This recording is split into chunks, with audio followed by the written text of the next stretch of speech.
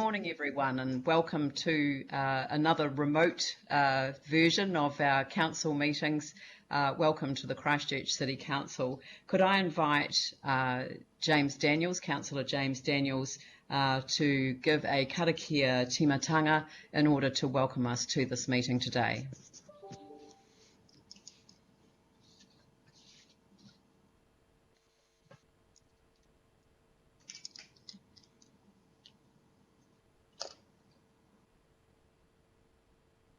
James, are you there?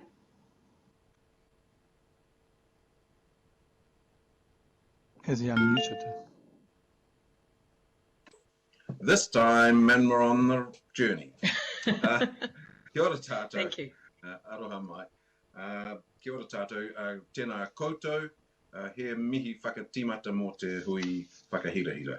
Whakataka te hau ki te uru, whakataka te hau ki te tonga, kia mākina kina ki uta, kia mātaratara ki tai, e hi ake ana te atakura, he tio, he huka, he hauhu, tihei mauriora.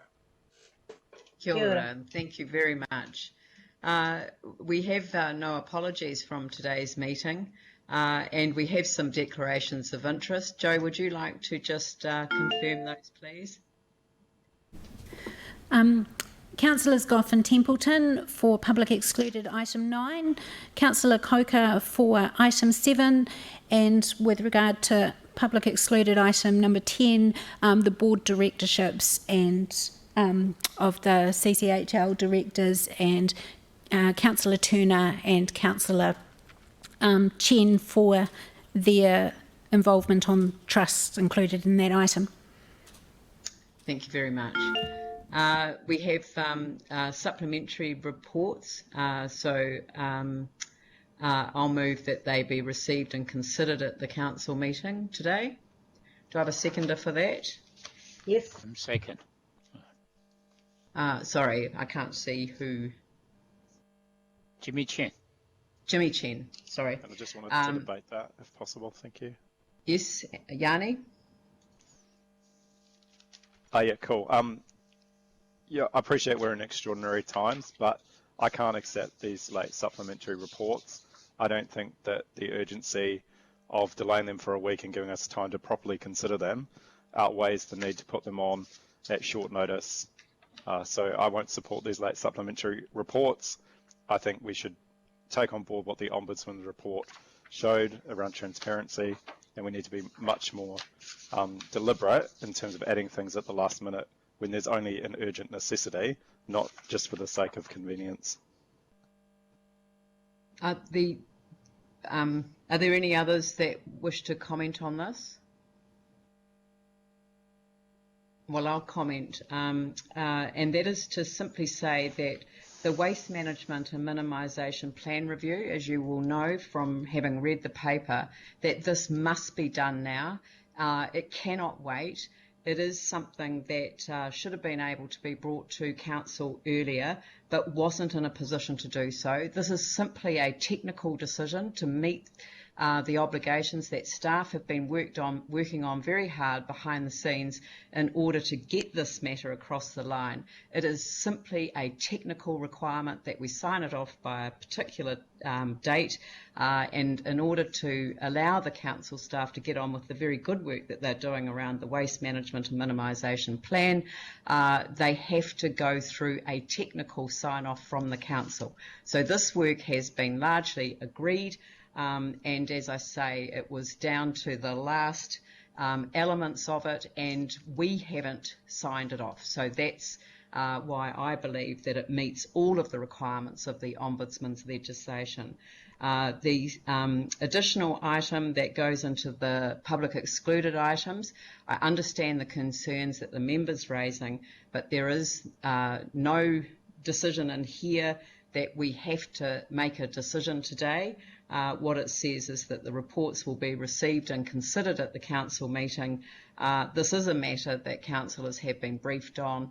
There is a clear understanding of what the issues are. If we are not in a position to make a decision today, I'm very happy that we make the decision on a day that allows additional time. But I think councillors have been well briefed and well understand what the issues are. So I will put the motion, and given that there is some disagreement, Joe, could you please poll the table? Okay. Mayor? Aye. Councillor Turner? Yes. Councillor Chen? Yes. Councillor Chu? Yes. Councillor Coker? Yes. Councillor Cotter? Aye. Councillor Daniels? Aye. Councillor Davidson? Aye. Councillor Galloway?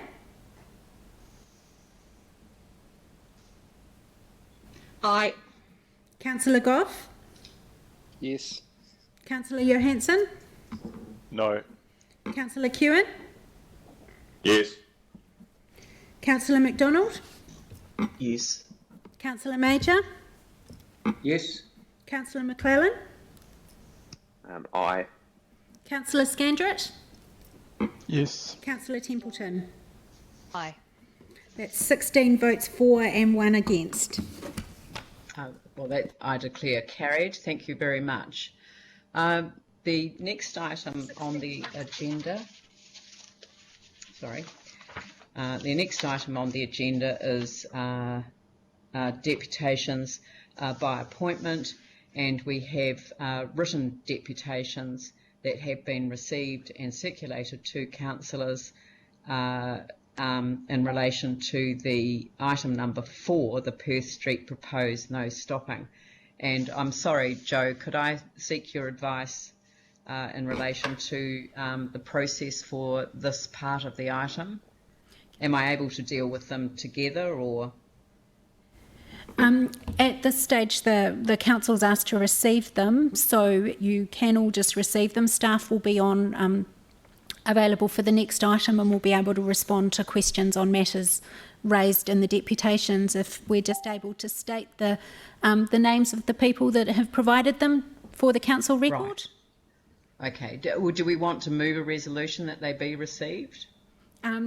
Yes, you can do that if you wish. For the sake of completeness. So, Yes. Jake, would you like to move that these be received, and I'll read the names into the record? More than happy. Thank you. So, it has been moved that we receive the 8 written deputations regarding item 4, Perth Street proposed no stopping, and they are from Karen Dowling, Margaret Duggan, Fiona Margetts, Verity Kirstein, Jason, David Duffy, Richmond Residents and Business Association, John McCartney and Greg Partridge. Do I have a seconder for that motion? Pauline. Sorry, I can't see. Who? Can someone say that they've seconded it? Pauline. So Sam put his hand up.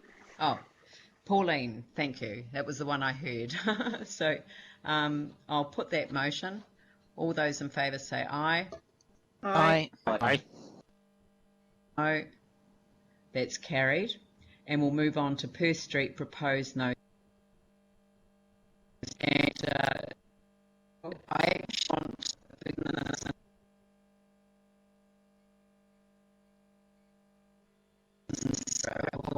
Sorry, I can't. Can anyone hear? It's all very.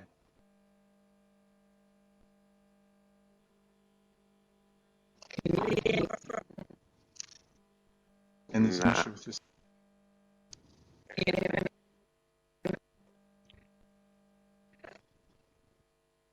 It's all going.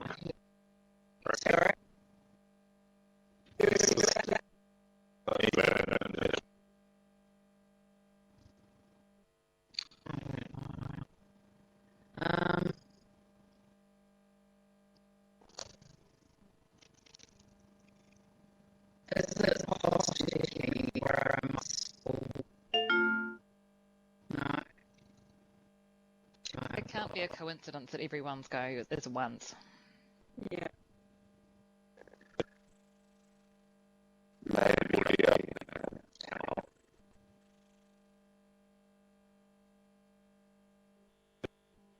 Excuse me, it's Jo Shall we here. meet in at the chamber?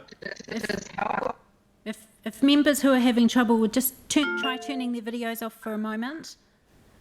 Is that okay? It's slightly better. Mine's off, Joe. Can you hear me? Yes, we can. Brilliant. Shall we just meet at the chamber?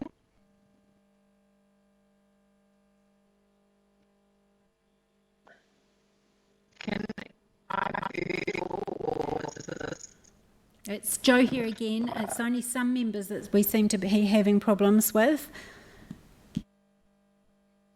Am I problem? Yes.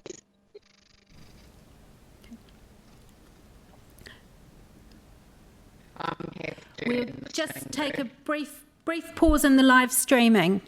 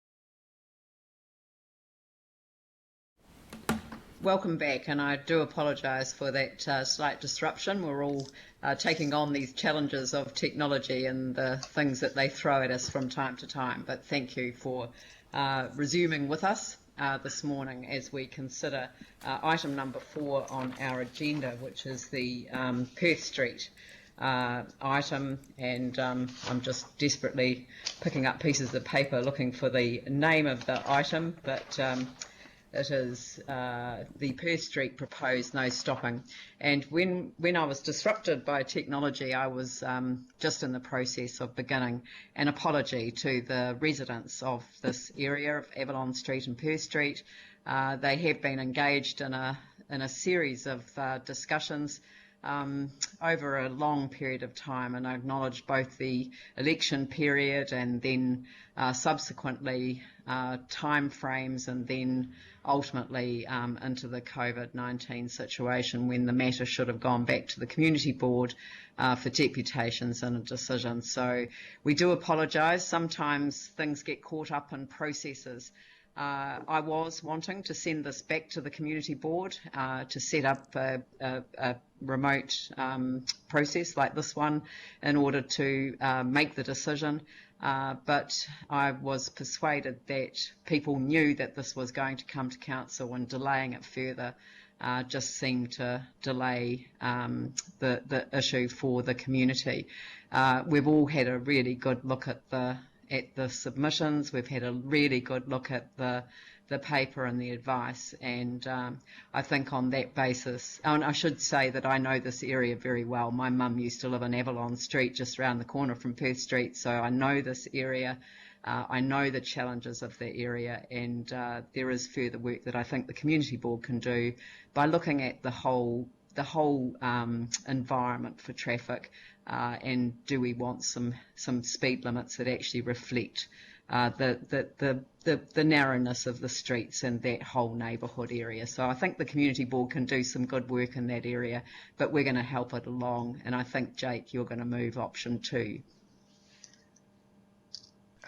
Yeah, more than happy to move option 2 unless there are any questions. I think I maybe saw one come through the email. But yes, no, I'll have it first anyway. Yeah, so I just wanted to get a resolution on the books so that people knew the direction that we were heading in, just to give people a degree of comfort. So James Goff here. I'm happy to second it. Option 2.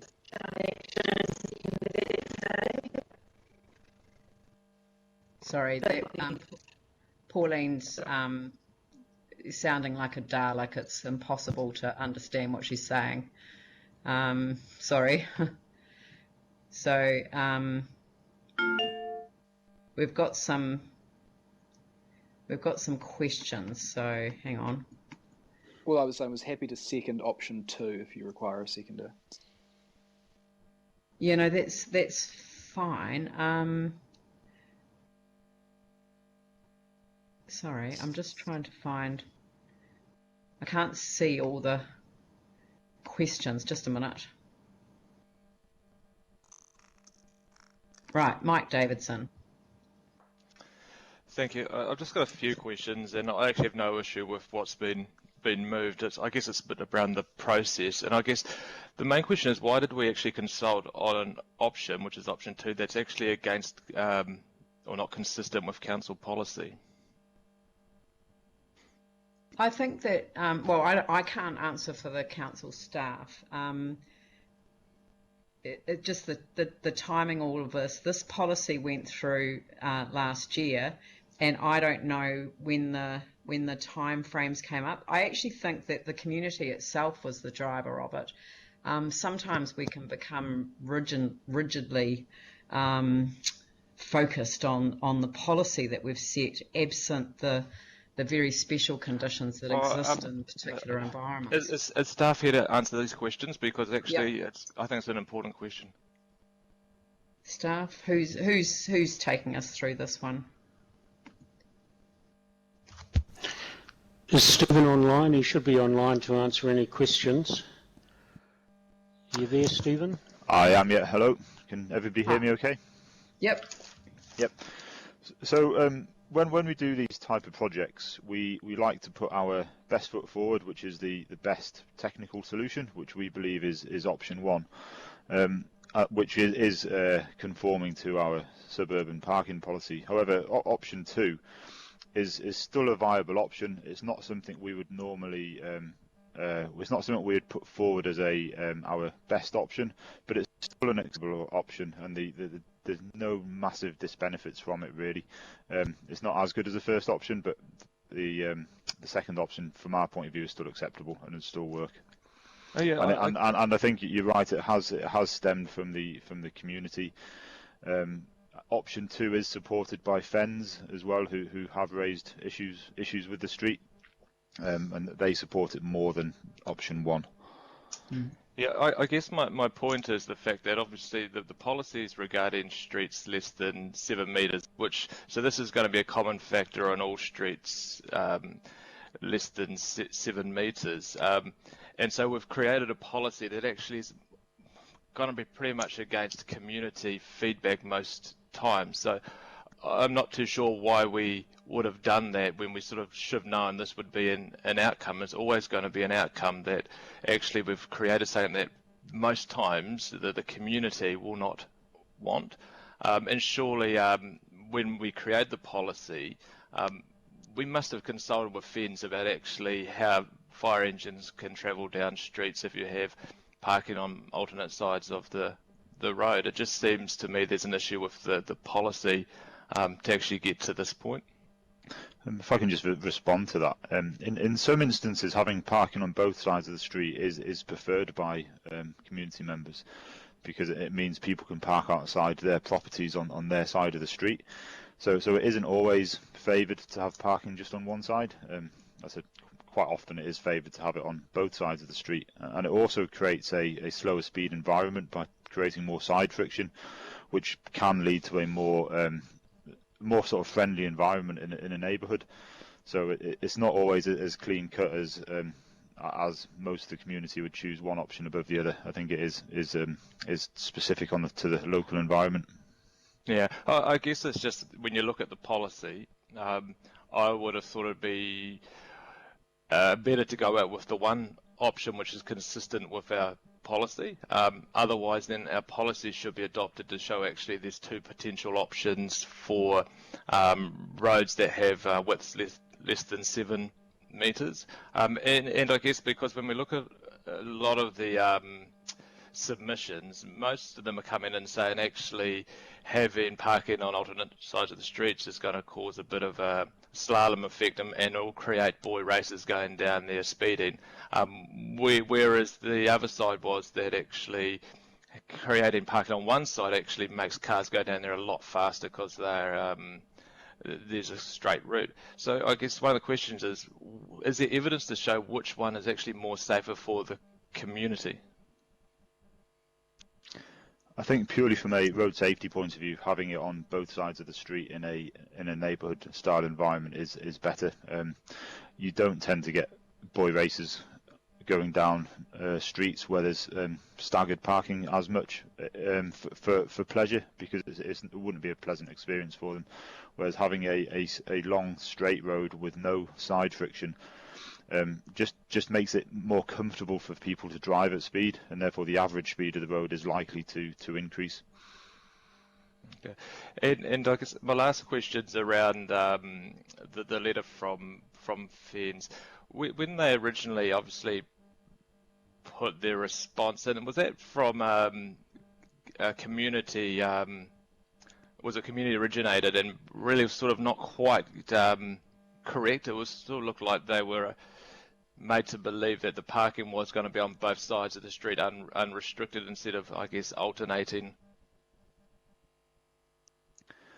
Hold on one second. Peter, are you available to respond to that question? Yes, I am. Right, so fire emergency, Fens contacted the council with the letter that you can see in the deputations. At that point, council said okay, here's what we're proposing to put in, and that was, at that time, that was option 1. Option 2 didn't exist at that time. We said that to FENZ, and they said, sure, that's acceptable in principle, needs to be restrictions on, you can't have them parking on both sides of the street, essentially. And then option 2 itself came in later as a result of community input. Okay, I guess, yeah. It just, from what I can read from it, it looked like some of the information that FENZ got from the community may not have been correct in terms of sort of what was presented. I'm just concerned that we've created a policy that's never really going to be followed that much, especially if we've got concerns from FENZ on it. If we show the community actually prefer just a straight route, maybe we need to relook at our policy. If there's evidence to show that actually our policy is the safer one, then I think we should be trying to stick to our policy when consulting, then, instead of giving options that are less safe. Well, that's a matter for debate, and I think that the question really arises is, does the policy framework that is represented by our suburban parking policy, is that, as it says, to guide future decisions? It is not the be-all and end-all, and that we've asked the community to contribute to the discussion. So I mean, is it a rigid policy framework, or is it guidance on decisions? Well, yeah, I'll leave it for debate. No, I'm not asking you. I'm asking staff the question. This is Wayne Gallott, the team leader of the traffic operations team.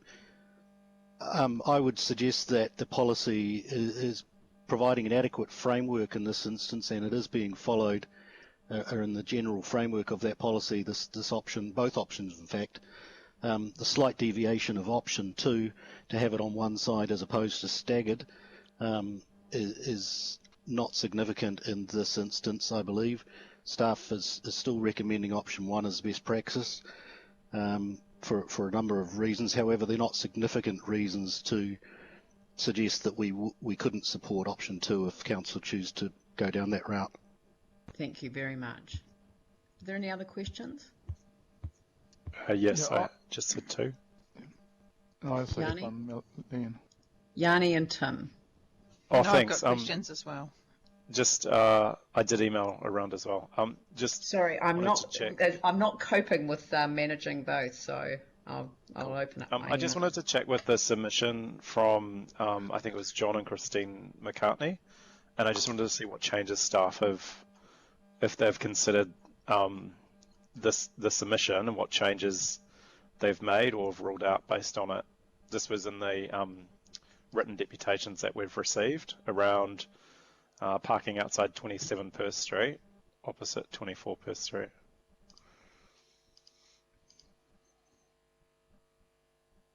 Hi, it's Laurie from Engagement. So I worked on the consultation. Following the closure of the consultation, I have had phone conversations with John and his wife, and I have also spoken to I've had email correspondence with one of the tenants that live at number 27, as well as an email from the property manager, and I have also spoken to the owner of 27 Perth Street. So just to give you a verbal summary of what they're saying, the tenant has said they have actually started to avoid parking outside 27 most of the time because the neighbour has actually driven into one of their parked cars. The property manager has said that the tenants have agreed to park as much as possible up their driveway or further up the street, and the homeowner has asked that we leave on-street parking as it is outside number 27. But I believe that Peter has actually come up with an option that you may wish to consider. So I'll hand over to Peter now if he would like to talk you through that. Yeah, so John at number 24 has asked to put 5 metres of no stopping directly opposite the driveway of number 24. It'll be outside 27. So that will leave, and that'll be starting 1 metre from the driveway of number 27. That'll leave 1 parking space outside number 27 and remove 1 parking space outside number 27. Sorry, just so I'm clear. So we're happy with that. Is that something that could be implemented quite easily? We do have the resolutions. I have provided Joe with the resolution for that if council does choose to approve that. Yes. Well, perhaps you could, Joe. Could you pop that up on the screen? It's like one of those cooking shows where you said I've managed to prepare one of these beforehand, but so you've got a resolution to cover that. So if you could pop that on the screen, Joe, because then I think councillors would appreciate the opportunity to consider that. Thank you, Yanni. Carry on. Yeah, I was just wanting to check in terms of the process around a slow speed zone and the narrowing of the where we've got narrow streets in particular. So I was just really interested in, there were a number of wider issues that were raised around urban design and urban planning, and I just wanted to see how those issues were going to be picked up going forward.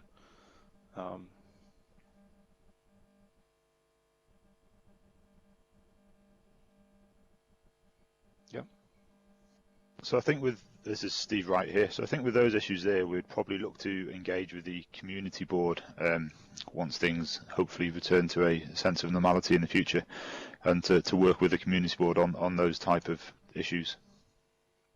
Right, but just as the chief executive, we don't have a chief executive today. I don't know who. No, we do have Mary online. She's acting to support in the absence of the chief executive. But I think Steve, is it? That's on the line. I think that the point that Yanni was making was that I think there's a sense from having read the submissions that council, and this would normally be a community board decision.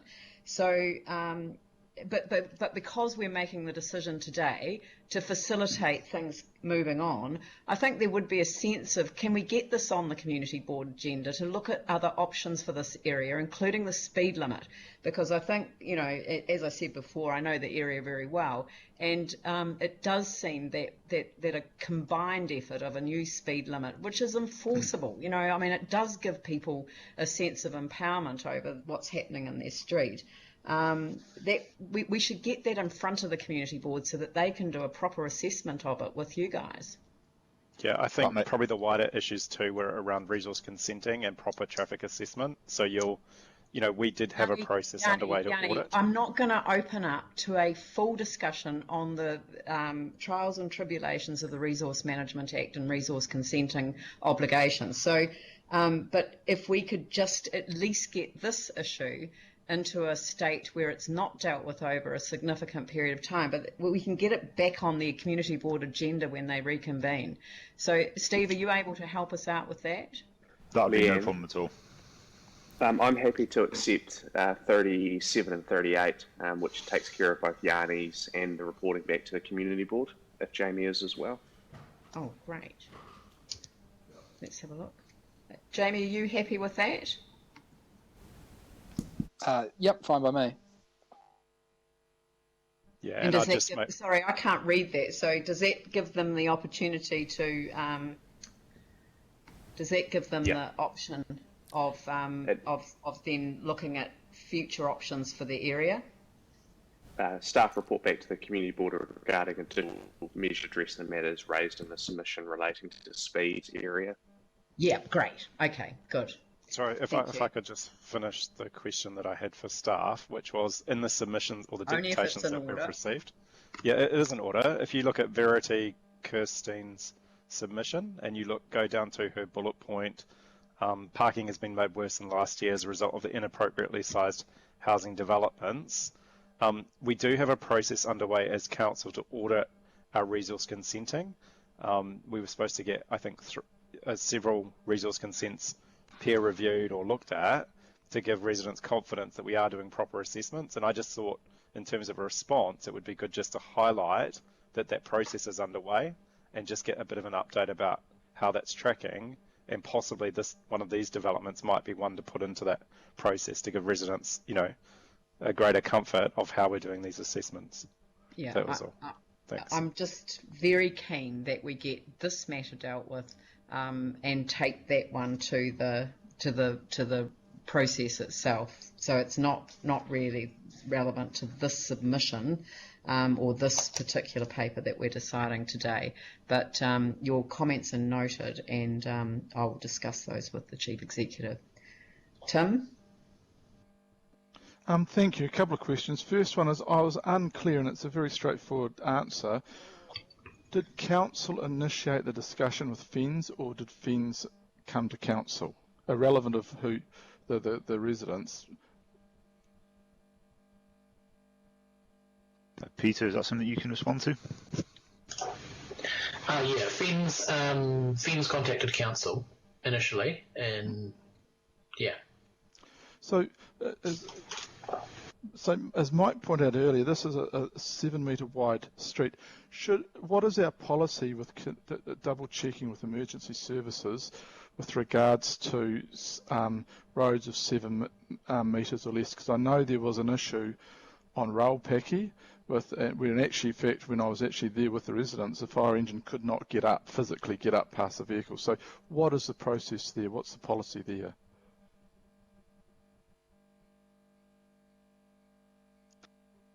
I think if FENZ were to highlight these issues to us, if we're not already aware of them, we would work through appropriate parking restrictions to make sure all emergency service vehicles can access the streets and properties that they need to, and we'd just do that through the normal community board process.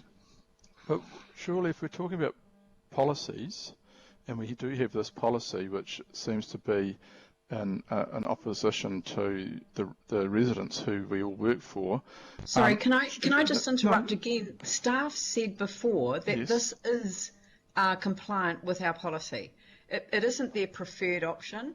They don't think it's the best practice option, but it is within the context of our policy. So I think that I'd rather take this matter offline as well. Okay. I've talked to FENZ about a number of our inner city streets over a couple of years, and you'll know which ones I'm referring to. And I think that there are some issues there, but I think it would be better to get the committees back up and running and send it back to Mike's committee. This is a matter that would be dealt with by the community board, and they wouldn't be looking at these issues. These are issues for governance, for the council to look at across the city. Well, okay, I won't ask anymore, but there does seems to be a disjointed approach in our processes. I think you're quite right, but that's for the council rather than, we're putting ourselves in the place of the community board to get progress rather than to look at the wider council issues. But thank you for raising the question. You are right, and it does need some further work. Melanie?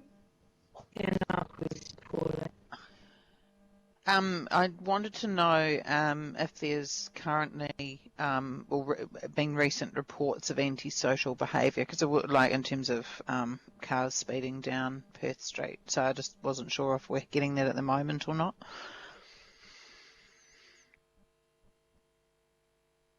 Are you aware of any, Peter? Nothing's been raised to my attention. Often the antisocial road user behaviour isn't raised with council, it may be raised with the police. I'm not aware of any recent complaints. I am aware that in the deputation to the community board in November last year, that it was raised as an issue, and I am aware that residents of the street have said, there have been police chases through here. They've said that they have occurred. can't say how often, how regular they are, but they have occurred. Okay, and then my second question was about the P5 parking, and I think I read that it doesn't work that well because people do park there for much longer than for that 5 minutes. I was just wondering how many cars are sort of there for quite a long stretch of time? Like, is there quite a lot of parking basically on that side of the road at the moment for a lot of the time, or is it not really that much? Peter here again. It can happen. Certainly when the construction was ongoing on Perth Street at the development there was a lot of complaints to the council parking enforcement team about contractor vehicles and things. Hard to say exactly when it is, and it quite likely at night when people come home from work, they'll park up there on the footpath. Generally, yes, people aren't sticking to the P5 a lot of the time. Some of them will be, but yellow lines are a lot clearer than a few blue signs on the lampposts. Mm-hmm. Okay, thank you. Thank you. Pauline? Oops, you're a Dalek. Sorry. I don't know what's happened. Can you quickly email your question? We'll just turn your video off. Yep.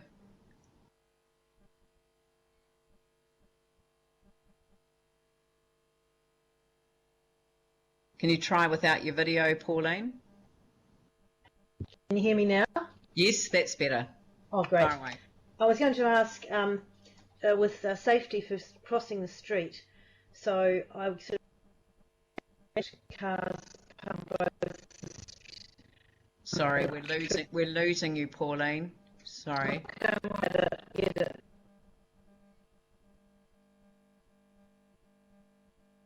We've lost you completely now.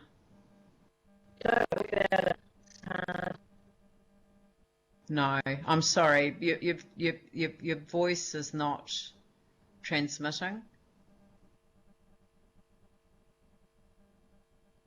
All right. Well, look, I'm sure that that what you wanted to raise we can deal with in debate. So I will open it up for debate, and I will just go around the table. So can I start with anyone who doesn't want to contribute to this? You don't feel compelled to, and I'll close the debate with Jake as the mover of the resolution. Jimmy Chen. Okay, yes. No, sorry, your voice is not. No, sorry, you're not coming through your system. So can you turn your video off? How about my voice? A moment. Yes, that's fine. Okay. But be quick. Yeah, be quick.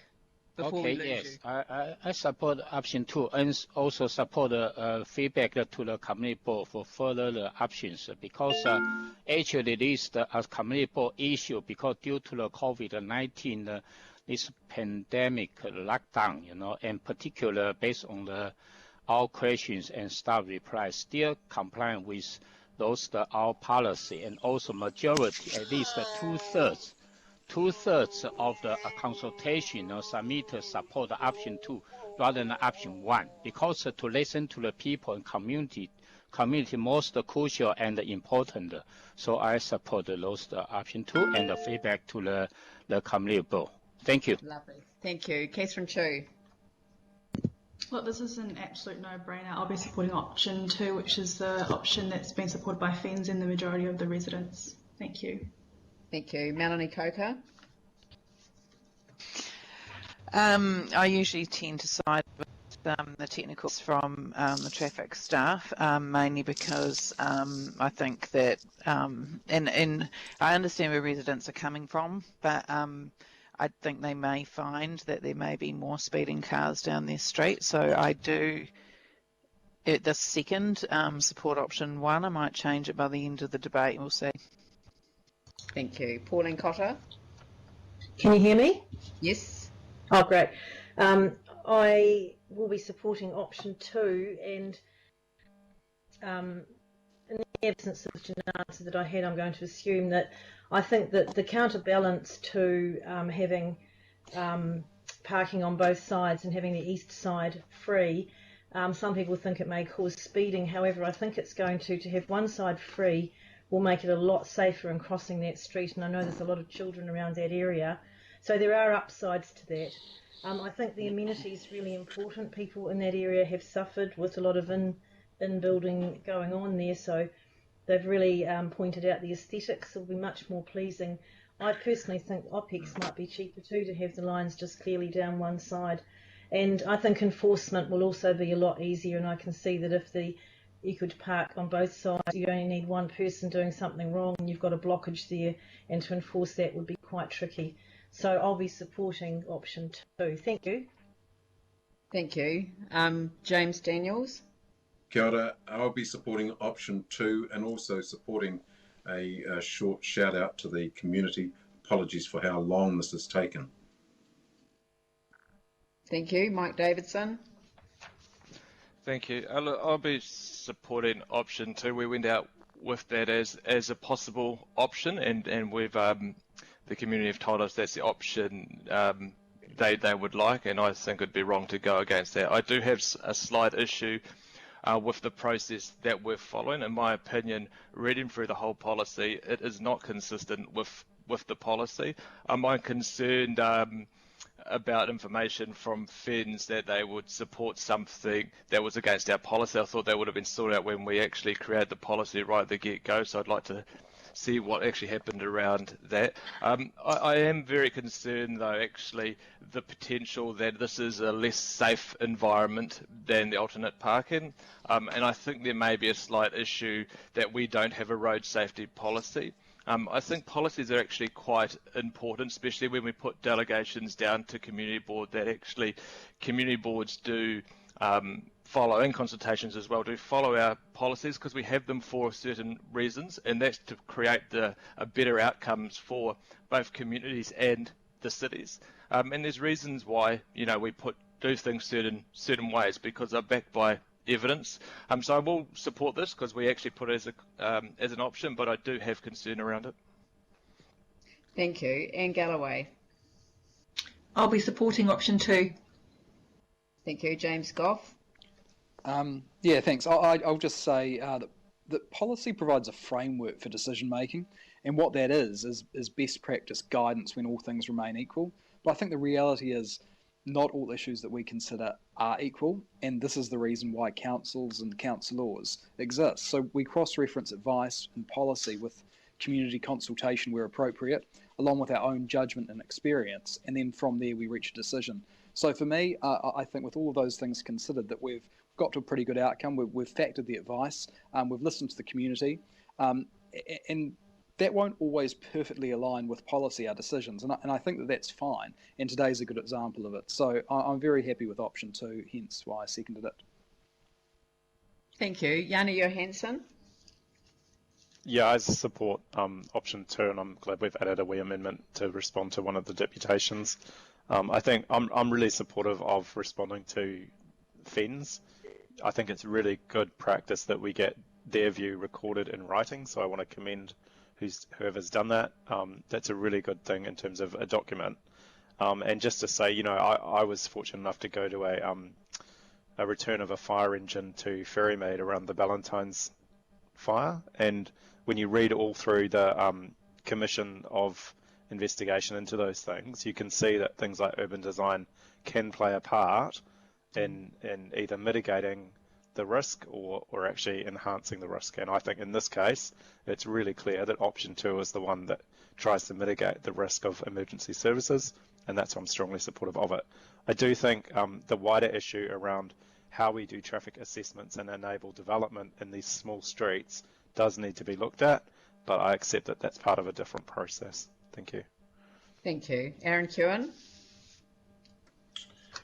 Yeah, unsurprisingly, I'll go with what the submitters were asking for, so I'm supportive of that, and it's great to see that the council is starting to, or the elected council is starting to listen to submitters now, rather than just going with our policy or technical positions. So that's good. It's a good future I look forward to. Sam McDonald. No, it was now about Sorry, Sam. Your voice is not clear. Can you turn your video off and try again? Is that better? Yes, that's much better. Oh, I just said no debate. We've spent an hour talking about parking lines, so I don't want to hold it up. Thank you. Jake McClellan. Oh no, I'm coming back to you. Phil Major. Yep, I support this totally. I drove down there. I know what it's like driving trucks down narrow streets. I've done it for a while. I feel that the street have got it sorted. They know what they want. And if our policy isn't 100% correct, we shouldn't follow it to the letter, and we should encourage our guys to think outside the square to work in with our staff. And the other thing is, I think the waste collection trucks would be far happier if all the bins are on one side of the road and they can go and just pick them all up in one hit, and be a lot safer for them as well. Thank you. Thank you. Tim Scandrett. Thank you. Can you hear me okay? Yeah, that's great. Great. Well, I think we've got to, when we go out to the public, we've got to explain the policy as a guideline, not a stickler, because when you do go out to the public and say this is council's policy, that's it. It just gets the ire up, and it's just not worth it. But if we are talking about policies, and they are important when we're talking about residents and when we're going through the community boards, the two things that I think should be absolutely paramount in a narrow road, there should be a separate policy rather than just all roads are the same. When we talk about narrow roads, fens should be the first cab off the block, because the only time it's irrelevant to residents with regards to consultation, if you cannot get a fire engine to a house, then that is a major issue. The second one is we should automatically look at a narrow road. The slow speeds, it should be an option on there straight away. And if we had those as policies and attached to narrow streets, I don't think, as Sam pointed out, we would have been talking about this for an hour. Thank you. Sarah Templeton. Thank you. Try and keep this brief. One cautionary word about, I guess, downplaying the use of policy is that the policies that we've developed as a council, including this one and a whole range of ones, are there, and they've been developed in conjunction with experts and the community and have all been consulted on. And so they've gone through quite a robust process. This one doesn't, the option 2 doesn't quite meet policy, but we're allowed to go outside of policy for good reason after consideration. It's only a really minor deviation from the policy, and it can be mitigated by things like a slow speed environment once this is in place. Normally, like Mel, I would go with option 1, best practice advice, but because we can then mitigate the potential speed enhancements through other things like a slow speed neighbourhood, I'm definitely inclined to go for option 2. And so I think that's the way to go here. I'm also really interested that this particular area in these streets where they've been really concerned about on-street parking generally and a potential high demand for on-street parking has chosen an option with lower on-street parking. And it will make the area potentially even more crowded, and it could get some additional stress levels with a lack of parking over time as the area is intensified. I'd like to back the call for a road safety policy. I think that's really key. And once again, this is a really clear indication that we really need community boards back with their delegations, because you imagine the number of yellow lines and things all across the city that council would have to deal with if we don't get this all sorted soon. Thanks a lot. Thank you. Andrew Turner. Thank you. Very simply from me, given that the matter in more normal times would have been considered by the community board, given that option 2 has been moved by the ward councillor, is supported by the community and Fire and Emergency New Zealand, I'm going to be supporting option 2. Thank you. And I'll just say a couple of words before I hand over to Jake to close the debate. I think that the fact that we have spent an hour on this highlights the essential nature of being clear about what we are asking the community to engage with us about. If we're not genuinely putting a choice in front of them, we shouldn't put a choice in front of them. We should just inform them what we're doing. In this case, this community was invited to submit on 2 options. And overwhelmingly they supported option 2. The community board would have been taking into account all of the considerations that we've discussed today, but as we sit around this table, we do so as councillors with our responsibility firmly at the city level. And that does put us in the framework of looking at the policy. And I agree with what councillors have said about the importance of policies and the importance of having strategic frameworks for good quality decision making that is consistent and which is transparent and which makes sense. But on this case, we've invited the community to make its views known, and we've allowed them to have that considered today. We're only doing this because we haven't got the delegations at the community board, and by the time I realised what the issues were, I would have set up a hearings panel with the community board. It could have been all dealt with in that way, and we could have given them the delegation. But it looks like the right decision is being made today, so I do appreciate the quality of the debate and thank councillors for that, and I'll hand it over to you, Jake, to close it. Brilliant, thank you. I just wanted to thank all my colleagues, the staff, the Deputy Mayor and Mayor for working with me to get this onto the agenda, and particularly for my colleagues who have had to work through an issue that they wouldn't normally do and would normally be dealt with by the community boards, which is a testament to why they're there and why they're so important. Of course, unsurprisingly, given the weight of community feedback and the views of Fire and Emergency New Zealand, I think we should, of course, support this.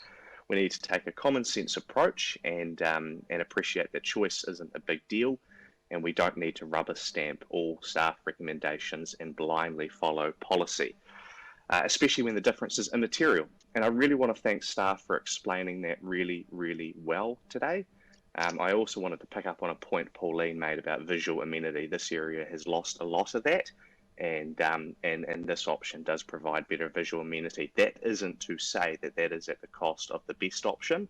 I'm just highlighting that. And I wanted to thank the Mayor also for the suggestion that this goes back to the community board. That's great. I want to highlight that the community haven't always felt that process they've been well listened to when that's happened. So we have work to do to make sure that that's more collaborative as well going forward. Thank you. That's lovely. Thank you. I'll put the motion. All those in favour say aye. Aye. Aye. Those opposed Aye. say no. No. That's Melanie Coker. Is that right? Oh, yeah. Right, thank you.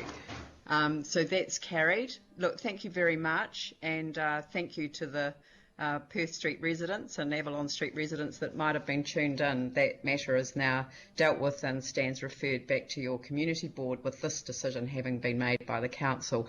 I'll adjourn the meeting now until 11:15, and if councillors can, we'll come off the live stream, but if you leave yourself linked into the system, and we'll just take a quick break for a cup of coffee. Thank you.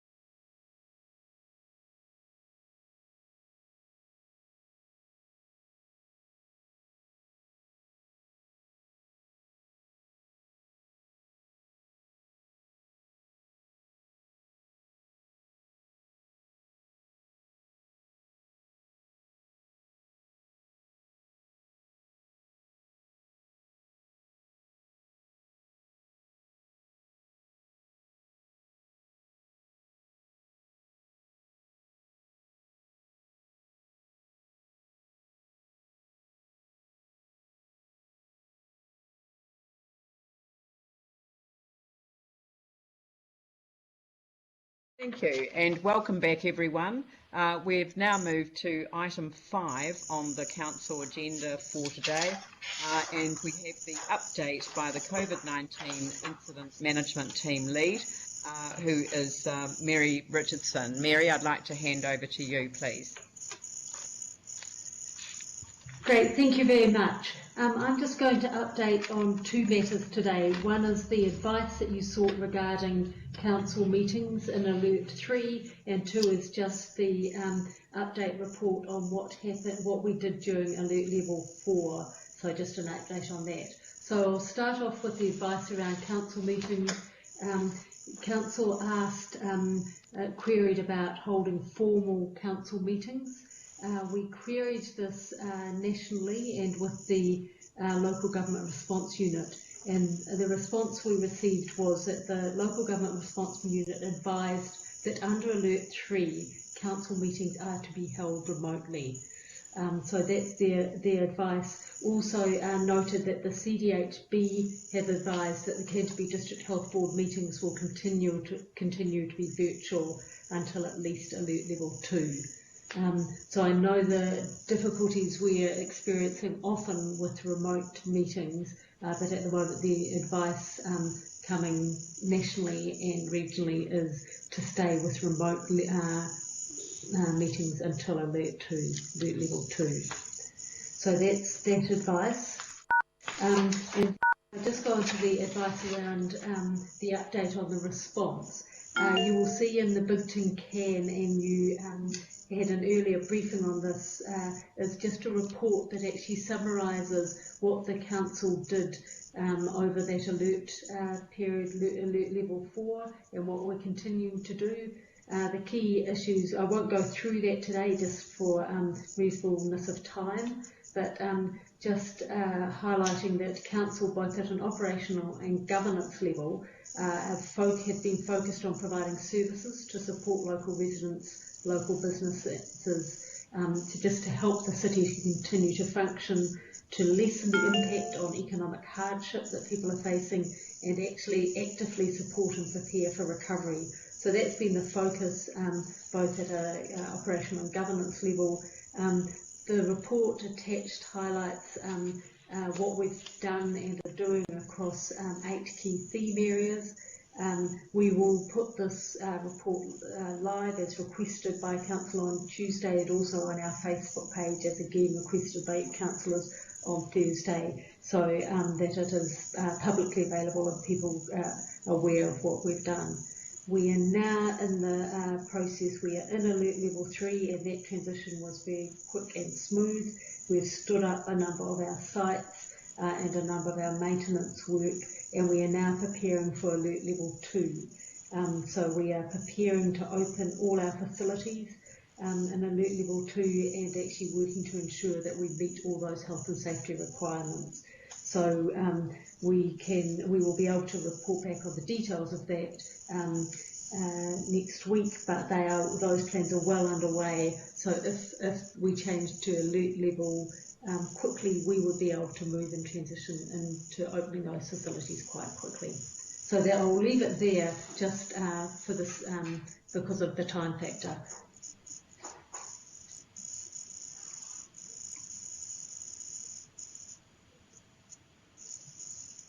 Leanne, your microphone. Yeah. Sorry, people prefer it when I turn my microphone off.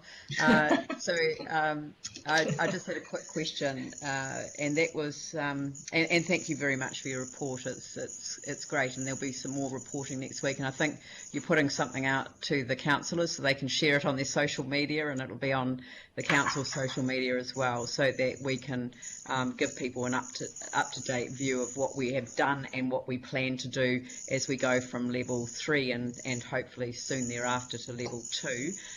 So I really appreciate that. My question though is that obviously as we've got work getting underway again, and I can hear it, in the city at the moment, that work is underway in both construction, repairs, maintenance, and general work that is able to be conducted safely with our contracting staff out in the private sector, there are a few glitches. I think people have worked really hard to try and tie in their work with with businesses, but every now and again there's a bit of a glitch where a street's closing down but a coffee shop is reopening. So I kind of wanted you to just confirm that we want those businesses to get in touch with the council. I'm always saying CC your councillor, because every one of them is waiting to get their teeth into supporting their own residents and businesses. And there's always a workaround. There's always a way. So making sure that people know that we want people to let us know if there's a glitch anywhere in the system. Yes, yeah, absolutely. And we do have our 24-hour call centre, so people can ring and contact us anytime. We are really, everything we're doing is trying to support those local businesses to get back and start the businesses again and keep people in jobs. So we will be able to, as you said, work around things. We will have more people out visiting as well, with appropriate equipment and appropriate PPP information, but we will be out and about as well. So stop and talk to a council officer if they've got problems, or else call in or email us in, and we can actually find solutions as best we can. Thank you. Yanni has a question. Yeah, thanks. Following on from Tuesday's briefing, my understanding of the process was we were to submit questions by the end of business yesterday, and then there'll be an update provided in response. Is that the process? Yes. Unfortunately, so we did get some early comments around the report, which was great, so thank you everyone for that. I only received your questions just a few minutes ago, Councillor Johansson, so I will definitely respond to each of those today in detail to you. So they just got them a few minutes ago before we came back on. Okay, sorry, I did put them in yesterday though, just so people are clear. But just regardless, thanks for the update. It's really good. There's a lot of information there, and I've just put forward a few suggestions of things that would just be good to get a little bit greater clarity on. Just really two quick things for today though. Are you able to give us? I know that some of the golf courses have reopened, but I just wanted to get some sense of what work we're doing around sports and recreation, given, obviously we've had a lot of people self-recreating, but actually organised recreation is obviously due to come back on at some point. So is there any kind of high-level comment you can just provide around getting our winter sports fields ready, or the thinking around what happens in level 2? Yep, so we've got stood up many of our maintenance crews now. So across our parks area, that work is starting to begin to prepare. We are waiting nationally still for some advice about organised team sports, but we'll be, as soon as we get advice about that, we'll be ready to support those in whatever way. So we have got our crews back, so people will see more activity around our parks, so we're prepared for level 2 or prepared for whatever decision is made around organised sport. That's good. And the second question was, with a number of the fast food outlets opening up, it has created some traffic issues. Are we working with MB and businesses around traffic safety? Because certainly some of the queues have had quite a major disruption in some parts of the city that I've seen in my local area, and I just wondered what work has gone on to address those issues. So we've had our CTOC team operating right through level 4, and they continue to operate. So they're continuing to monitor the traffic flows. So if there are any issues, that they can coordinate. So traffic lights will also liaise with the police and work for that. So that's carried on right through level 4 and now into level 3. So there is traffic management going on all the time. And so if they see issues, they are addressing them. So I'm not aware of anything that has been unmanageable by them. I know there have been queues in certain areas, particularly getting into places like KFC or somewhere like that, but they have not restricted traffic flow, is the advice I've got. Thanks. Thank you very much. Personally went to Mosaic by Simo, no lengthy queue there, and it was wonderful, beautiful meal, and thank goodness I didn't have to eat anything I'd cooked again for the first time in 5 weeks. Jimmy Chen. Just one question regarding to the updated status. Hagley Park reopen on Tuesday. How about the status, particular on keep the physical distancing? That's okay or not? And roughly, it's very crowded or what kind of situation?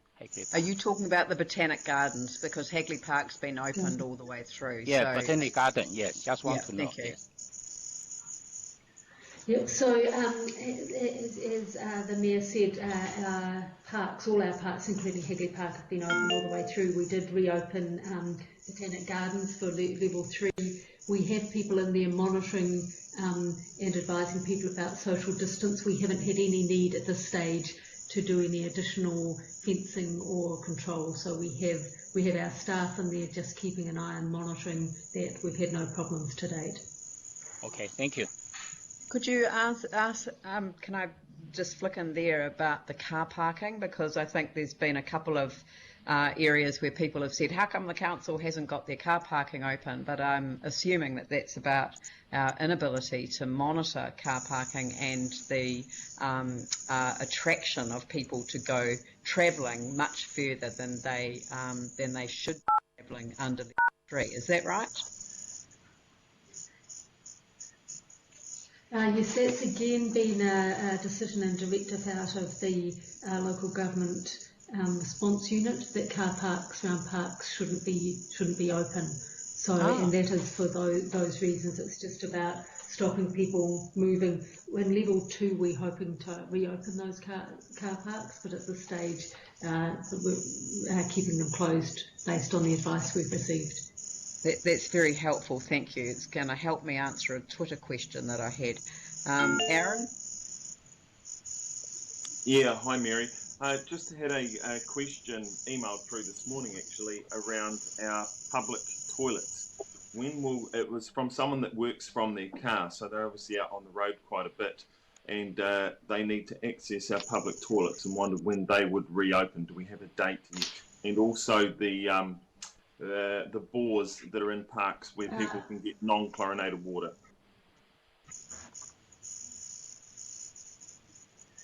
So I didn't catch the last bit of the question, but I can answer the bit about public toilets. We are hoping to be able to open those in alert level 2. So again, that's been a national decision. We are in the midst of getting all our toilets ready and prepared, cleaned, making sure they've got the right hand washing facilities in them ready to open.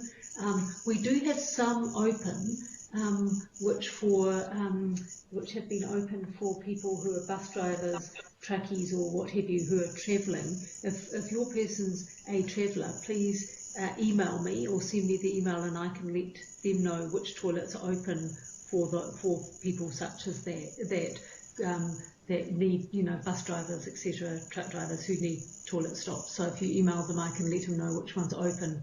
But we do intend to open the rest in alert level 2. The second question that Aaron had was in relation to the wells for unchlorinated water. As I understand it, we're not reopening those until we can manage the social distancing, because if large number of people turn up to get the unchlorinated water as they have been in the past, then it's not possible to manage social distancing. Is that right? Yes, and I was involved in some correspondence about that. Can I come back to you and we'll put it up on our website, the exact timing around when we're expecting that to be? That would be very helpful. Aaron, did you have another question? No, that's it. Thank you. Thank you. That seems to be all the questions. So would someone like to move that the report be received? I'm happy to move. Moved by Sarah Templeton, seconded by Jimmy Chen. I'll put that motion. All those in favour say aye. Those opposed say no. Aye. That is carried.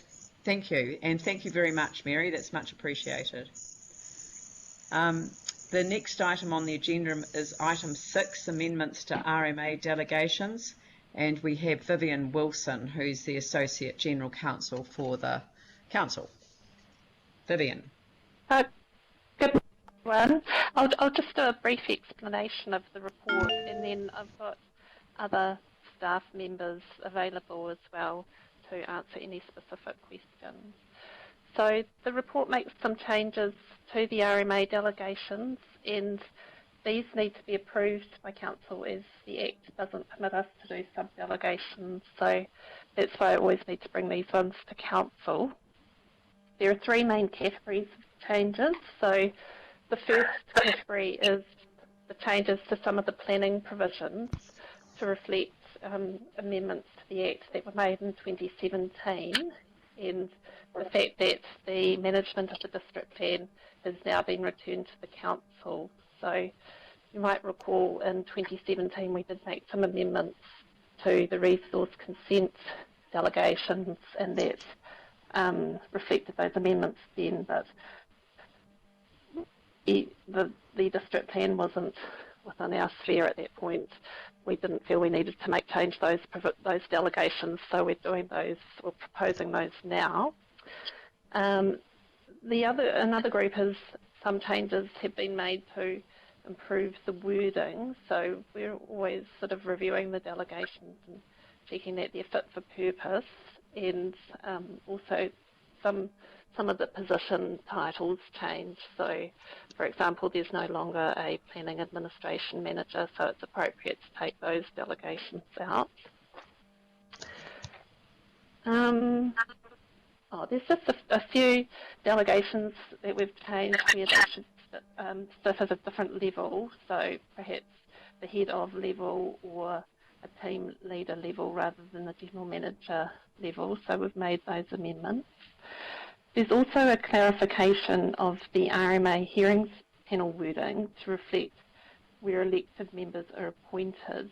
So they will still be appointed by the Deputy Mayor and Chief Executive, but then they may be appointed as commissioners to sit with other commissioners, so we wanted to make that crystal clear. And then there's one change to the development contribution provision in relation to offsets, and I've explained that in the report, but we're just proposing that we add in there the head of parks. So that's sort of a brief summary of what we're doing. Thank you very much. Do I have any questions? I haven't seen any come through. I'm happy to move it, Dean. Tim Scandrett moves the resolution, and it is seconded by Anne Galloway. Oh, well, I got Sarah Templeton's hand this time. Sorry. Even though you got in the voice first. Is there any discussion? I'll put that motion. All those in favour say aye. Aye. Aye. Those opposed say no. That's carried. Thank you. And thank you, Vivian, for hosting the shortest item on the agenda today. Thank you. Great. Thanks. Thank you. We move on to the Biodiversity Fund project applications and fund update, and I'll hand this over to Pauline Turner because actually I think I'll hand it over to Pauline Cotter. I don't remember her and Andrew getting married, but if Pauline would like to introduce this item, because this is a matter that would have gone to her committee. I'm turning off my microphone now. Good idea. Thank you. All right, so this Biodiversity Fund is a City Council partnership which provides match funding of up to $40,000 per project to support and encourage initiatives that protect and enhance the biodiversity in Christchurch and on Banks Peninsula. I assume you're hearing me okay now? Yep. So today we've got a list of the 7 projects here that are being recommended. The fund is a total fund of $200,000 a year. We've already allocated some of it through the committee earlier on, and this will clean up the rest of that fund for this financial year. It's a very, I think this is an incredibly important fund that we help this biodiversity which is under threat. Yeah, there's a lot of interesting comment in the report, as you'll see, but I mean things like you know, the rocky outcrops on the Port Hills, they have a naturally rare ecosystem, and that's very, very critically endangered. And they're probably little things that we wouldn't normally even notice when we're walking around, but the botanists do certainly know that they're there. So we're protecting the indigenous species of both flora and fauna. A lot of the things that we don't know that they're there. So also what I found was interesting that they'll be using abseiling experts in pest control to actually abseil down the hills and deal with these invasive species. So what we're doing here is we're actually being proactive rather than waiting until a problem area gets completely out of control. And it's all about building defence against these invasive species, like the spur valerian, which sounds really evil. It's a little plant that takes over. And we've also got things like the Banks Peninsula forget-me-not, which is very endangered as well. So on page 68 you can see a table of the projects that are recommended in this fund and all the detail about them. You can also see the projects that have been completed, and you can also see the projects that are in process. So yes, on that note, I'm fully supportive of this program with private landowners, and would seek on this number to move it. Somebody's put us on hold, but we'll just try and deal with that. James has got a question, but I've actually got Jimmy Chen, who used the email system. I think, is James indicating that you'd like to move it? No. Okay. You've got questions, right? You'll send something through. Well, I moved it. I think James seconded it. Oh, yeah. James is seconding it. His fingers were facing the way that they should have been facing, and I interpreted them the other way. So,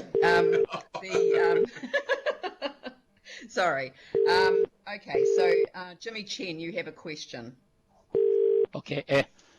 My question is those for funding for 7 projects, but actually each application funding is 100%, but our for funding only about 50%.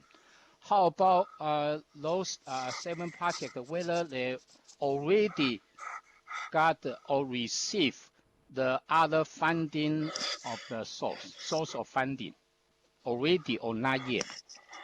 This is for staff to answer, perhaps, if I'm not sure who's online for this one. Is it Clive? Yes, I'm here, Clive Appleton, Team Leader for Natural Environment. I'm just trying to understand the question. We've got He's asking you to confirm that the co-payment is available from the other funding sources. From what other funding sources? Sorry, yes, yes, sorry. And, yes, they are available. Yep. Yep. The answer is yes, okay. Jimmy. Yes. Okay. Yeah. Thank you. Thank you. Thank you. Are there any additional questions? So the resolution's been moved and seconded. So I'll put that motion. All those in favour say aye. Aye. Aye. Aye. Aye. Those opposed say no. Was that a no? No? All right, so that's carried. Thank you very much. Thank you, Clive. That was quick also. The next item on the agenda is the resolution to exclude the public, and I'll just... Oh, hang on, we've got the waste minimisation. Oh, sorry, my apologies. I've just gone straight to number 8 when in fact it's number 12. So item number 12, Waste Management and Minimisation Plan Review, which is a supplementary paper, as was mentioned before, and I'll hand over to you, Pauline, to introduce the paper. Yeah, thanks, Leanne. So Council has a statutory requirement to revise the waste minimisation and management plan every 6 years, and so staff began this work in 2019. We did receive a council briefing on this in February, but things have been rather disrupted since then. This report actually just is actually for noting the progress and the work stream here and the time frame. there's a lot of challenges with this program, with the current system that we use, including service viability, inconsistent understandings by the public, linear consumption, which should be explained in the report. But also, along with this, we've got some opportunities and that can be turned into actions, just things like working with Target Sustainability to develop a zero waste business recognition, reduce planned obsolescence, get some programs going with that. The education aspect of this is really important. I think the gold star on the recycling bins was a very successful project that actually has just been suspended momentarily, but it will be back.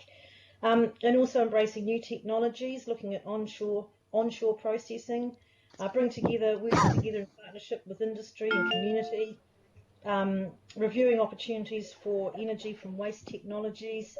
And one of the big focuses of this is the opportunity where we can include a transition to a circular economy rather than the linear one that we have now, which means that it's a whole life cycle and waste is actually a resource. So the 2020 plan includes the vision, goals, targets, actions and funding sources. Staff are working under very challenging timeframes here. And of course you'll see that timeframe in the report on page 6. There will be a special consultative process, I believe, that will have to be engaged in. And staff have suggested perhaps we set up a working group for this, which I'd be happy to be part of if that was the will of the council. So I'm happy to move this today as receiving this information. So, Pauline, when will the next report come back to us? The timeline's there and the milestones, isn't it? There's a second workshop or a briefing in May. Yes, which was supposed to be earlier, I think. So I don't know if the staff have got those exact dates. It might be a good question to ask staff today because, as I say, it's challenging. All right. Well, perhaps who have we got? Is that Ross Trotter assisting us today? Because it does say interim report to my committee in June, but I'm not. And the notice we've had is our committee won't meet till July. But whether that's changed, I don't know. Oh no, it will change because as soon as we've got our report on the re-establishment of committees and the way forward, I don't think we've made a firm decision we haven't actually made a firm decision as to when that will happen. So, so that report's going to come next week. So, Ross, are you there? Is it you that's doing this? No? Dave Adamson? Teresa? Anyone? Can you hear me now? Who's that? Is that Ross? Ross Trotter here. Hi, Ross. If you could just run through the timeline for this. Yeah, sure. So the draft will be in July. So we've got consultation document to ELT. So that'll be the draft before it goes out to public consultation. So are we behind the timeline that we would normally be operating under, and what are the consequences of that? Yeah, but this time frame has been communicated through to the Ministry for Environment. They recognise and understand that because there's been significant change through various reasons, that we are working through to get the best information we can and into the plan. Actually, the plan itself will be slightly different to what we've had previously, in that we will have an action plan that we will update annually, because we don't expect that the plan will be able to last for 6 years. Previously, the 2013 plan has been something that we've worked through over for the 6 years, but we think with so much change, it'll be something that we need to update. So we are having an action plan that will be updated annually as part of that plan. So what were the significant changes that means that we're not in with the time frame? Because I mean, it's 2013, the last one. The review's required to be done within 6 years. Well, that's last year. So How did we get Yeah, into so- that situation, and what are the significant changes that you're referring to? Yeah, so the review was completed in 2019. The waste, we actually do waste audits as part of the waste assessment, which is the attachment to the report, which is in line with the review of in the 6-year time frame. The significant changes that we've had are the changes to mainly to the international markets and the recycling markets, the ability for us to continue with what has been the practice of moving material offshore. So we've been working with the ministry in those areas to try and develop onshore solutions, more circular economy solutions. So that's what we've been building into the plan, that we have quite a robust way of dealing with those waste materials in the future. So that sort of has delayed us in the sense of having a firm direction that we're going to, hey, this is what we want to adopt and this is the direction we're going, because things are changing so much. And that's why I'm saying we are going to have an ability to review on an annual basis an action plan in terms of what is the best way forward annually. Thank you very much for that, Ross, because that is just such a clear and succinct summary of the situation that we're in. We've complied with the requirements in terms of the review obligations and are working with MFE given the challenges that we are facing with respect to our international markets and other factors that are impacting on us. So thank you for that. Jimmy Chen, you had a question. Oh, yes, I have one question, particular this waste management minimization issue is not only in our city, actually it's across the boundaries, the Canterbury region. I'm not sure regarding to our reviewing our assessment of the future, the new plan, whether we'll have a consultation to our neighboring councils also can review and the feedback to us. Yes, so we have engaged with other Canterbury regional councils at chief executive level to see if in the future there was an appetite to look at a regional plan, given that some of the solutions that we may be working towards will be on a regional basis. So yes, that has been initiated and there has been acknowledgement for participation by all the councils in Canterbury. Okay, thank you. Thank you for your answer. Thank you very much, and thank you, Ross. I haven't got any more questions. Oh, yes, I have. Yanni. Thank you. I'm just looking at 3.6. I'm just trying to understand why the need for this to come as a late supplementary. So my understanding is we've done the review within the 6-year time frame. So are we? Yeah. What's the urgency? Why couldn't this have come next week or the week after? The part of what was driving is really just to meet the legislative requirements that are detailed that we need to have reviewed. We need to have done the waste audits and we need to have done the waste assessment. So it's really formally acknowledging that is being completed to meet the requirements under the Waste Act. Sorry.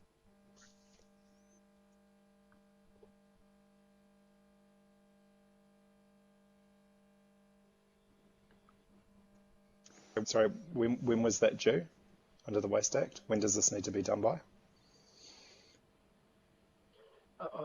Apologies, I missed that, Yanni.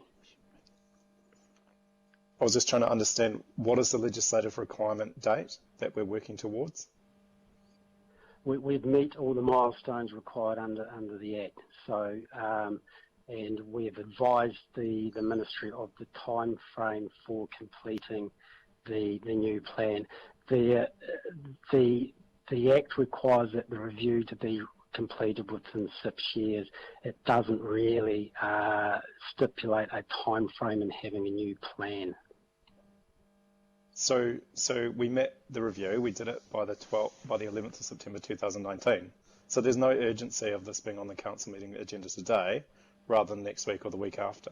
No, that's not true, Yanni. If you listen to his answer, he said that we had to sign off the fact that these two processes had been completed as a council so that we can formally submit that to the MFE. That's what I heard you say, Ross, so maybe correct me if I'm wrong. It's not a legislative requirement. We've already completed that. It is a legislative requirement. The MFE have asked for it. But Ross, perhaps you could correct me if I'm wrong. No, you correct me. It is the MFE that are requiring that be completed formally. So what's the time frame they've given us to complete it? Last week, the week before, last month, the month before. You know, I mean, it is overdue, but the work isn't overdue, if you understand what I mean. This is simply a technical obligation that we need to fulfil as a council, which is to sign off on the fact that both the audits and the assessments have been done. Okay, well, there's nothing in the report that shows what's overdue or why the urgency exists. So it would be good to have that recorded. Can I just check, we did have a workshop or some sort of, it may have been at the committee, we had some sort of briefing on waste not too long ago, before the March restrictions came in for COVID-19, but I can't see any reference to that in this paper, and I was just trying to understand where that got to. It may have been a report back, I guess a normal committee report back on waste, but there was a number of questions or information that was raised, and I don't see that reflected in this report. So I was just trying to understand the different processes that we're going through considering the future of waste. So there was a briefing to elected members in February, and that outlined the current situation and the approach for the new plan, the stakeholder involvement, and the next steps of what we were doing there. So that was in relation to the new plan. So this other work had been completed. This is to formalise that acknowledgement that work has been completed by the council, and that we are proceeding with the development of a new plan. Sorry, is there a record of what was discussed and what the outcome of that workshop was? There was a presentation. I'm not sure of what was recorded from there. Yeah, I think that would be quite helpful, because a lot of this background stuff in this report is around the plan. So just the final question for me really is, in terms of the information that we've got today, what's the chance or the opportunity for us to feed in around things like the issue of glass recycling? I know previously when we've discussed it, something that's come up is around future contracts, for example. So if we agree to this today, where does that give us the opportunity to feed in of things that we've previously raised formally? Okay, because there'll be a second workshop in the timeline there. There's a second workshop scheduled for elected members in May, right. But we also will be out for review and consultation, so there'll be ability to feed into that at any point. Sorry, do we sign off on this before it goes out for consultation? The draft would need to be, yes, it would need to be, well, actually the process, I don't know if we've got Teresa on board with us in terms of the exact process around that, but whether it's actually a sign-off or it just goes out to the special consultative process. I personally think it'd be good just to clarify that. Workshop with elected members to give feedback around issues that have been raised, and then a report to formalise it and sign it off to go out for consultation. But it just wasn't clear from the milestones on 3.6. So I think it'd be good to I think that's a fair comment. I mean, in an ideal world, the Three Waters Infrastructure and Environment Committee would be dealing with this, but it does have implications for the Sustainability and Community Resilience Committee as well. So I really want councillors to apply their minds to these issues because they are very serious, as you've raised. So I'm very keen for us to really make sure that we're grounded in a good result here, because the solutions that we're faced with at the moment are just not ideal. I mean, we're locked into international markets, and we're going to have to become much more resilient and self-sufficient. And I know that's people's favourite word, but we do. So I think that in terms of the next steps, I think we probably need to have that drilled down a little bit further. I'm personally thinking that workshop needs to wait until we're in level 2, Ross.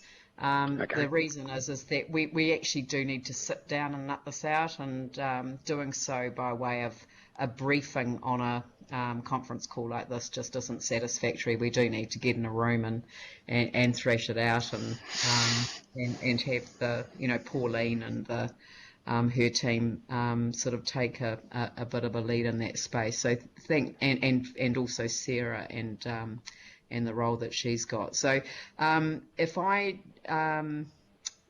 just in terms of the resolutions, I think that we've agreed that the review has happened. We've agreed that you've completed the waste assessment. You note that there will be a further report to council to adopt a waste management and minimisation plan, and that we're noting the process and the timeframes. I think the timeframes that we're only noting them. I think they will be adjusted to meet our obligations at the same time as ensuring that we've got good input and a good decision-making framework before it goes out for public consultation. So, Pauline, you've moved that. Who seconded it? No one? Oh, sorry. There was a question from Aaron. Yeah, hi, Ross. Just looking through the report, page 22 had a breakdown of the red bin audit by items, which was really useful. Do we have the same for the yellow lid bin?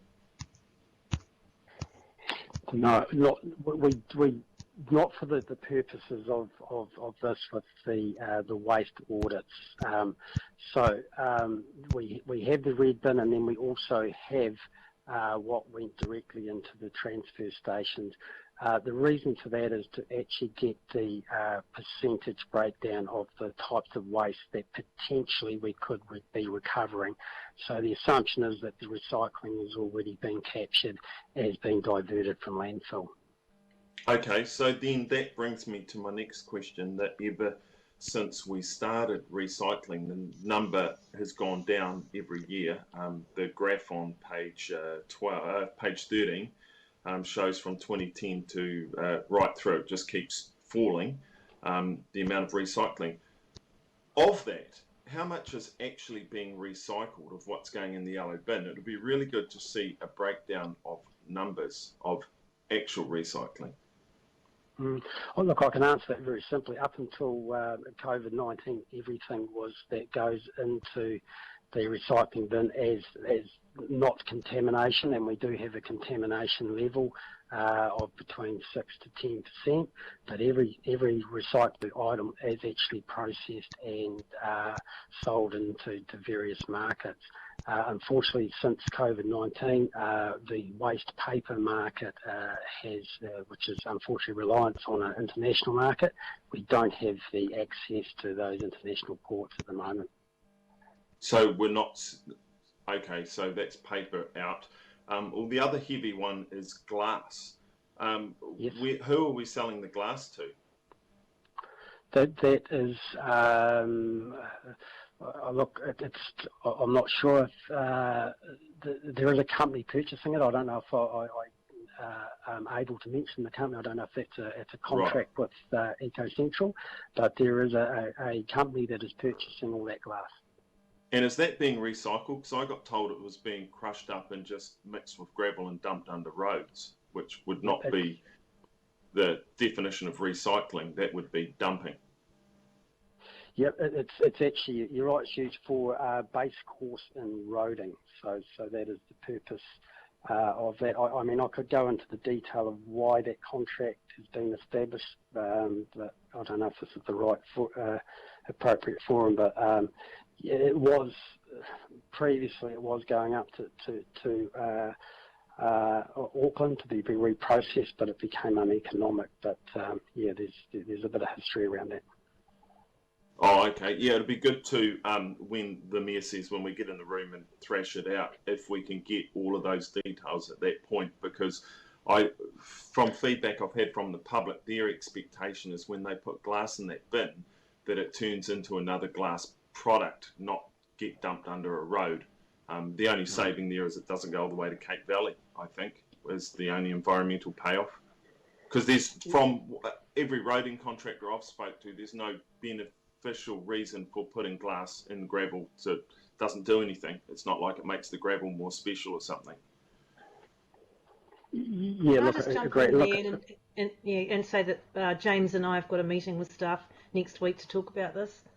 Okay, cool. Okay. I'll look forward to the update. But I do think that what Aaron's raising is absolutely right, and it needs to be brought to attention of all councillors in a sort of considered workshop format, and then find a public-facing way of sharing that information. Phil Major, question? Yeah, hi guys. Aaron's sort of asked the question that I was going to ask, but just so I'm on the same wavelength, we don't.